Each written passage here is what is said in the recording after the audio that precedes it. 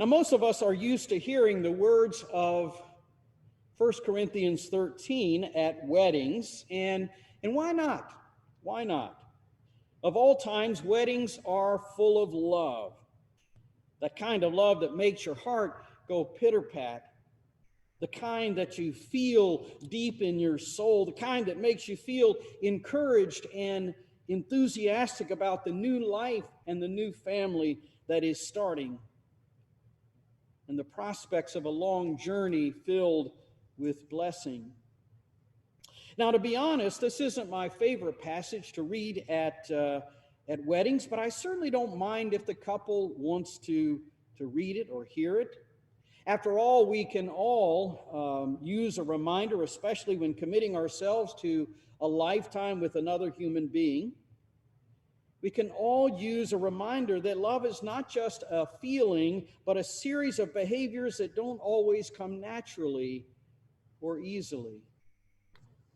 They are important words to hear. My only wish is that couples were relaxed enough in that time to hear any words. But I wonder if those couples would want to hear these words if they knew where they really come from.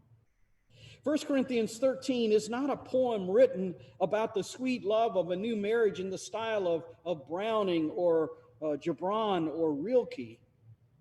It is a tough, no-nonsense directed to people who were deeply divided and who could not seem to get along. It is not a sweet poem about love that makes our hearts go pitter-pat, but a reminder that loving other human beings that think and feel differently than we do is tough. It takes hard work. It requires humility and compromise. It requires that you sit in the room and listen even to people that you cannot stand. To understand 1 Corinthians 13, we have to look back at the previous chapter. We have to look at chapter 12. That's the chapter you'll remember that is about gifts. You know, those verses about there being many parts, but one body. You see, the Corinthian church was a church in serious conflict. Some of the people in the church at Corinth were flaunting their gifts as more important than others. There were power struggles and there were differences about what was most important in the church. Some people thought that the only way to solve their differences was for some people who thought one way to go in one direction or be one church, and the people who thought another way to have their own church. What Paul knew is that we don't have to like or agree with or even understand another person to act toward them in love. Now let's think about what that might mean for us. Think about how we air our differences these days in our conversations, in our social media exchanges, on TV and radio shows, even sometimes in the church. How do we settle our differences? Well, let's take one debate that's going on right now as we react to the pandemic. Do we keep things open, or do we keep things shut down to keep people safe? Or do we open things up so that we can save the economy? Now, if I'm inclined to think that we should shut down and keep people safe, or continue to shut down and keep people safe, I know just where I could go to find like-minded people who will reinforce what I already believe to be true or to be the best. I know the politicians, I know which public health officials, I know which TV networks, I know which bloggers.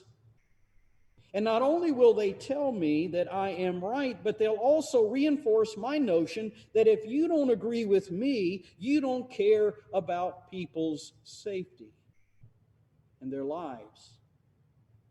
If I'm inclined to think that we should open up to restart businesses so that the economy doesn't tank, again, I know just where to go to find like-minded people who will reinforce what I already believe to be true or best. I know which politicians, I know which public health officials, I know which TV networks, I know which bloggers, and not only will they tell me I am right, but they also will reinforce my notion that if you don't agree with me, you don't care about other people's financial situation.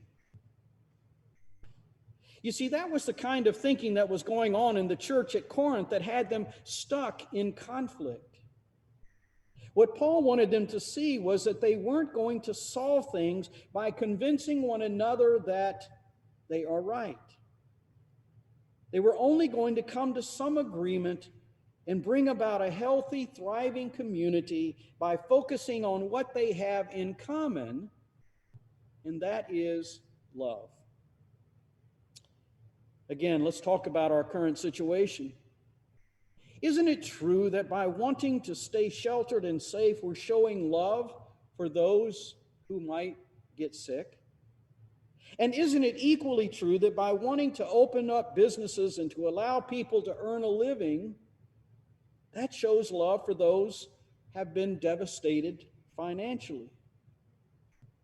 So how would Paul want us to resolve this? Well, let's use his words. We have patience with one another as we discuss the issue. We make sure that our words, whatever they are kind, that they're not arrogant or rude. We don't insist on our own way. We realize that for now, each one of us knows only in part. Neither of us, neither we nor those who think differently than we do, know absolutely everything. Paul writes that faith, hope, and love abide, and the greatest of these is love. The greatest is love because it is the only way that we can live joyfully with one another. If the greatest thing is to be right, then some will be shouted down. If the greatest thing is power, then some will lord it over others. If the greatest thing is to have the most, then some will not have enough. These words are not sweet verses for pie-eyed brides and grooms. They are tough words for communities who want to live together in peace and unity. Dr. Shively Smith, a New Testament scholar, says that the love Paul is talking about here is not passive and fluffy. This kind of love is an up at dawn, feet on the ground, tools in hand, working kind of love.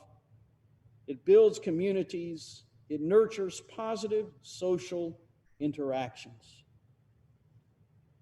Now, Paul also knew that the love that we are called to in this love chapter is all part of a larger divine love. Paul knew that we aren't called to just summon up the will, the power to love those who aren't lovable. But we are called to let God's love poured into us break open into love for others. It is a love that we not only feel in our hearts, but a love that we taste and see every time we reach out our hands for the bread and wine of Holy Communion. It is what the Episcopal priest and writer Cynthia Bourgeau calls Eucharistic love. She says that each one of us is a transparent mirror of the divine love, our hearts broken open. Those are amazing and challenging words, aren't they? Amazing and challenging words as we try to live out Paul's words in 1 Corinthians 13. As that love is God's gift to us, may a love that never ends be our gift to one another. Amen.